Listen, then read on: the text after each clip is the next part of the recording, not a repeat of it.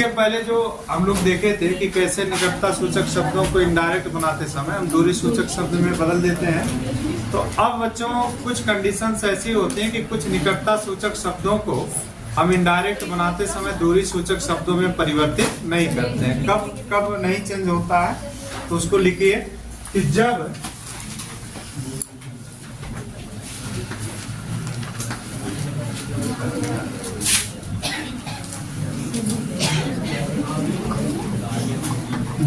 Today, tomorrow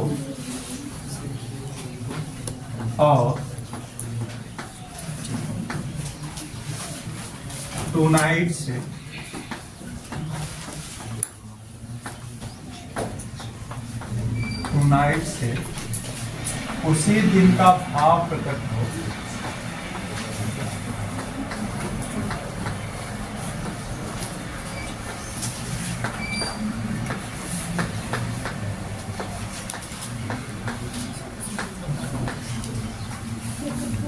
जब today, tomorrow और tonight से उसी दिन का भाव प्रकट हो तो इनडायरेक्ट बनाते समय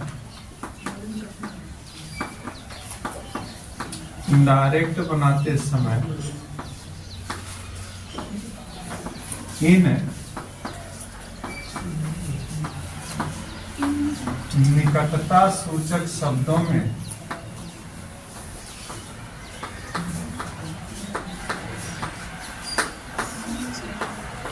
कोई परिवर्तन नहीं करते हैं।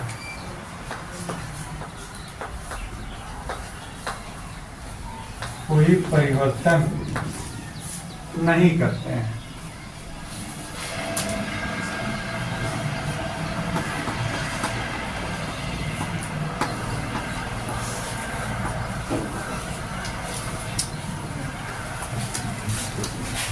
इसके पहले हम लोग देखे थे बच्चों, जब भी डायरेक्ट सेंटेंस को इनडायरेक्ट में बदलते हैं, अगर रिपोर्टेड स्पीच के अंदर टुडे है तो दैट डे बन जाता है, टुमारो है तो द नेक्स्ट डे बन जाता है या द फॉलोइंग डे हो जाता है, और यदि टुनाइट है तो टुनाइट के स्थान पर हम दैट नाइट का प्रयोग करते हैं, ठीक है ना। लेकिन कुछ कंडीशन ऐसी होती हैं कि जब हम इनडायरेक्ट बनाते हैं तो इनमें कोई परिवर्तन नहीं करते हैं। कब परिवर्तन नहीं करते हैं? जब इन सभी शब्दों से उसी दिन का भाव प्रकट हो। उसी दिन का मतलब जैसे उसी समय कहा जा रहा हो। He said to me today, I will go to home now, ठीक ना। तो उसी दिन का भाव नाउ यानी टुनाइट, ठीक है। एग्जाम्पल देखो समझ में आएगा।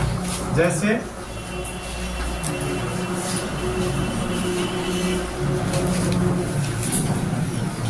Rama said to me today,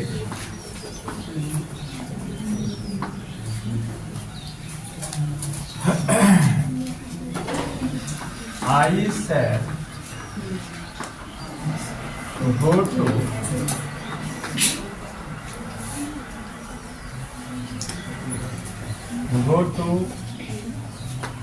Canada.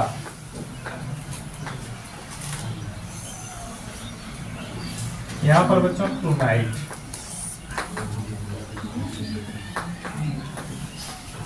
एक दिन कोई बालक कह रहा था कि गुरुजी टुडे कैसे बदल जाएगा, टुमारो कैसे यहाँ पर बदल दिए, नहीं परिवर्तन होगा। तो वहां पर परिवर्तन होता। कब परिवर्तन ना होता? जब टुडे से, टुमारो से या टुनाइट से उसी दिन का भाव प्रकट हो, ठीक ना।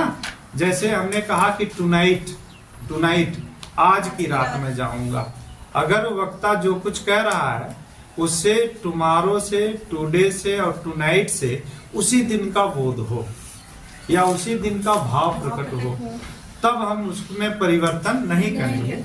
और यदि उससे उसी दिन का भाव प्रकट ना हो, पहले की बात या पहले किसी दिन का भाव प्रकट हो, तो ऐसी स्थिति में टुडे का दैट डे बन जाता है, टुमारो का the previous day, sorry the next day या द फॉलोइंग डे बन जाता है, और टुनाइट का दैट नाइट बन जाता है। लेकिन जब इनसे उसी दिन का भाव प्रकट हो, जैसे सेंटेंस देखो, कह रहा है कि Rama said to me today, Rama ने आज मुझसे कहा, कह रहा है कि रमा ने आज मुझसे कहा कि I shell go to Canada tonight, आज की रात में कनाडा जाऊंगी, ठीक ना, आज की रात में कनाडा जाऊंगी। तो आज ही की रात मतलब आज ही कह रही है, और आज ही की रात उसको जाना है, ऐसा भाव प्रकट हो रहा है। समझ रहे बात को? यहाँ पर टुनाइट से क्या भाव प्रकट हो रहा है? आज ही की रात जाना है। तो जब इस प्रकार का भाव होगा तब हम उसमें परिवर्तन नहीं करेंगे। यहाँ पर देखो है ना, टुडे, आज कहा कि आज ही की रात जाएगी। तो कहने का मतलब है बच्चों कि जब भी किसी सेंटेंस में टुडे, टुमारो और टुनाइट का प्रयोग हो और उससे उसी दिन का भाव प्रकट हो, ठीक है ना, तब ऐसी कंडीशन में इनडायरेक्ट बनाते समय टुडे में, टुनाइट में और टुमारो में कोई परिवर्तन नहीं करते हैं। और इस प्रकार से जब हम इस सेंटेंस को बदलेंगे हो जाएगा कि रमा, यहाँ पर क्या है, told me today, conjunction that लग जाएगा, अब रमा के अनुसार यहाँ पर सी हो जाएगा, और सी के साथ वुड हो जाएगा, सी वुड गो टू, यहाँ पर लिख लेना बच्चों, कनाडा, टुनाइट का टुनाइट ही रहेगा, परिवर्तन नहीं होगा। और परिवर्तन क्यों नहीं होगा आप समझ रहे हो, ठीक है ना, ये उसी दिन का बोध हो रहा है, इसीलिए टुनाइट में कोई परिवर्तन नहीं होगा, ठीक है। दूसरा सेंटेंस है जैसे this morning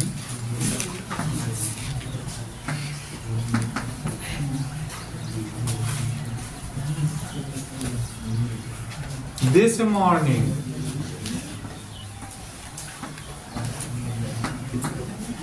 he said to me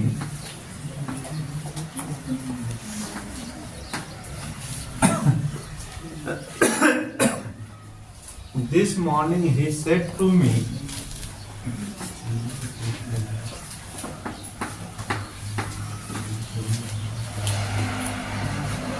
I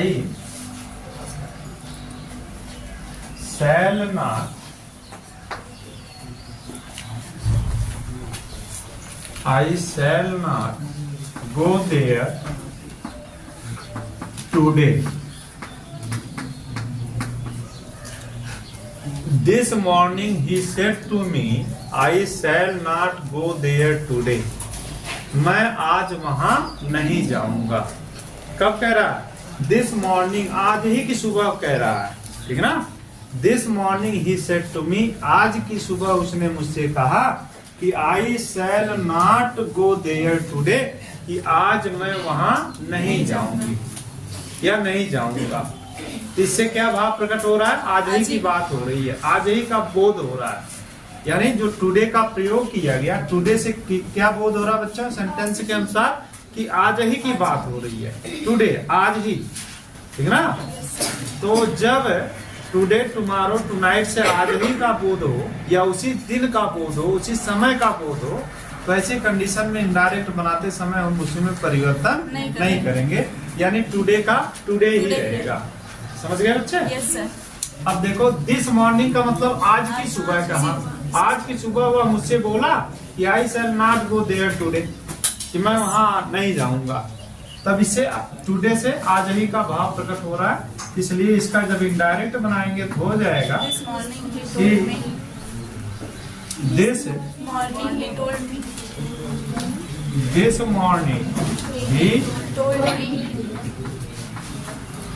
he told me that आई उसके अनुसार चेंज होगा तो क्या हो जाएगा? शुड के स्थान पर he would not go there का देयर ही रहेगा और टुडे का टुडे ही रहेगा। ठीक है, इतने से इतना लिखने पे दिखाई नहीं दे रहा, खड़े हो रहे हो। अच्छा ठीक है, ऊपर ही लिखते हैं भैया।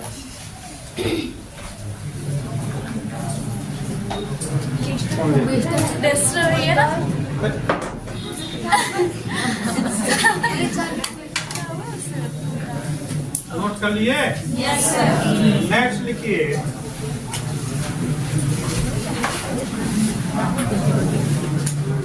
एग्जाम्पल्स ऑफ इधर भी है। चलो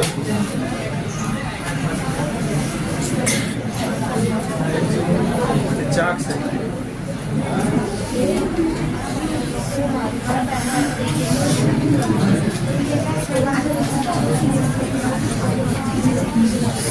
this morning, this morning, Raman said,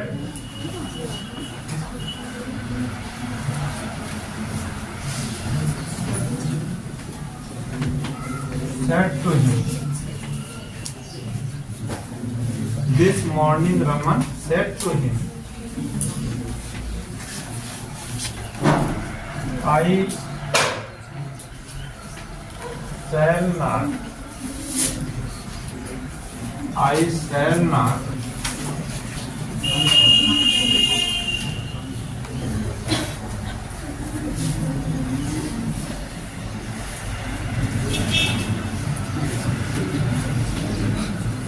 try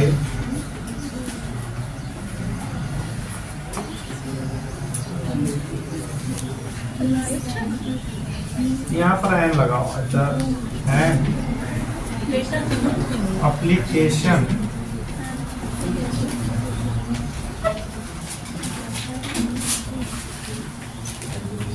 tomorrow, ठीक है ना। कह रहा कि this morning Raman said to him I shall not go,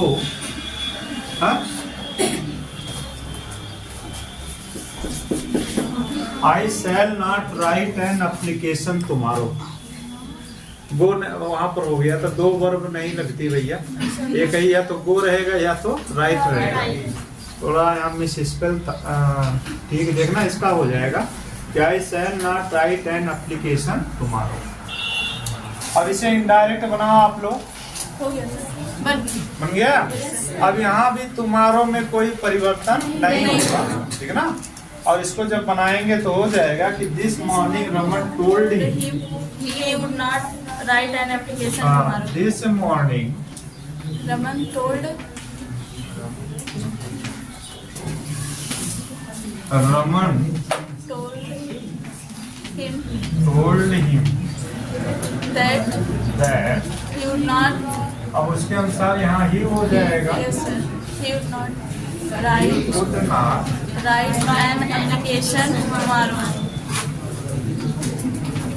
write an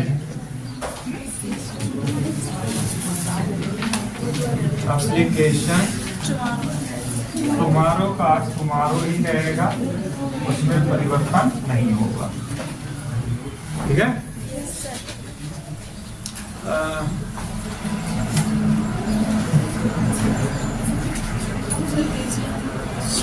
अब हेडिंग दे दो बच्चों, हेडिंग दे दीजिए।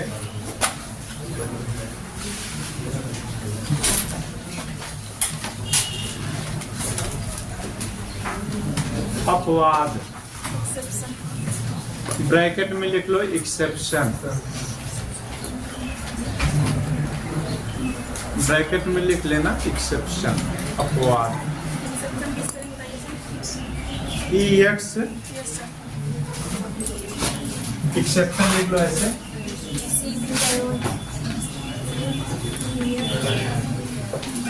एक्सेप्शन, एक्सेप्शन मतलब होता है बच्चों अपवाद, ठीक है ना। और इसमें क्या हुआ, क्या हो गया उसमें,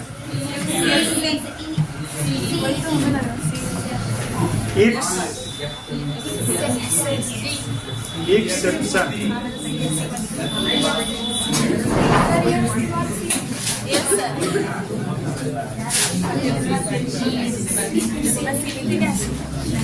एक्सेप्शन, हाँ सी रहेगा वहाँ पर। Yes sir. एक्सेप्शन हमने सी नहीं लिखा तो ये लिख दिया था।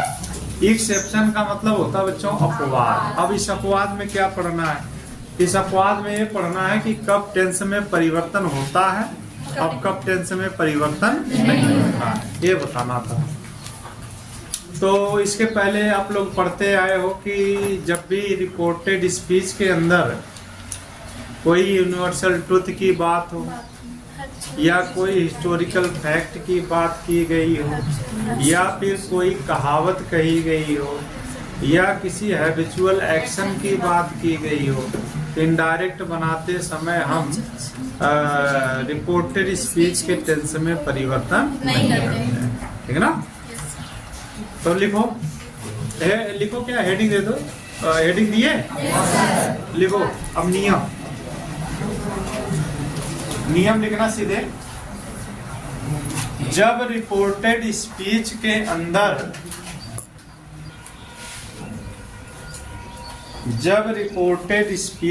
अंदर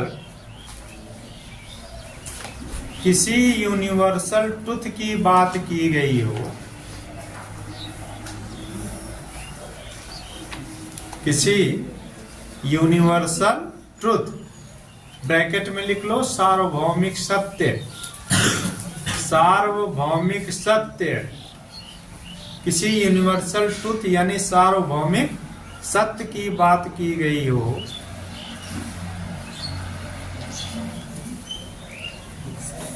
इनडायरेक्ट बनाते समय रिपोर्टेड स्पीच के टेंस में कोई परिवर्तन नहीं करते हैं। इनडायरेक्ट बनाते समय रिपोर्टेड स्पीच के टेंस में कोई परिवर्तन नहीं करते हैं।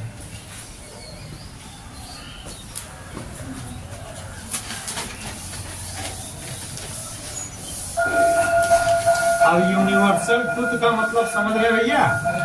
यूनिवर्सल ट्रुथ का मतलब होता है सार्वभौमिक सत्य। और सार्वभौमिक सत्य क्या होता है? सार्वभौमिक सत्य का मतलब हो गया कोई ऐसा घटनाक्रम जो संपूर्ण संसार में एक ही रूप में जाना जाता हो, है ना? कोई एक ऐसा घटनाक्रम जो संपूर्ण संसार में एक ही रूप में जाना जाता हो, पहचाना जाता हो, ऐसी घटनाएं क्या कहलाती हैं? सार्वभौमिक सत्य कहलाती हैं। जैसे सूर्य का पश्चिम में अस्त होना, सूर्य का पूर्व दिशा में निकलना, चंद्रमा का पृथ्वी के चारों तरफ चक्कर लगाना या पृथ्वी का सूर्य के चारों तरफ चक्कर लगाना, ये सभी क्या है बच्चों? ये सभी सार्वभौमिक सत्य है। ठीक ना? ऐसा नहीं है कि भारत वाले कहेंगे नहीं पृथ्वी जो है पश्चिम से पूर्व की तरफ घूम रही है, तो अमेरिका में पृथ्वी पूर्व से पश्चिम घूम रही है, उल्टा। ऐसा नहीं होता, क्रम यही है घूमने का, है ना? ऐसा नहीं कि अमेरिका जाओ पृथ्वी ऐसे ना चलेगी। ये क्या है? सभी संसार के लोग इस बात को एक ही रूप में जान रहे हैं कि पृथ्वी का जो घूर्णन गति है वो कैसे हो रही है? पश्चिम से पूर्व, इस तरह में।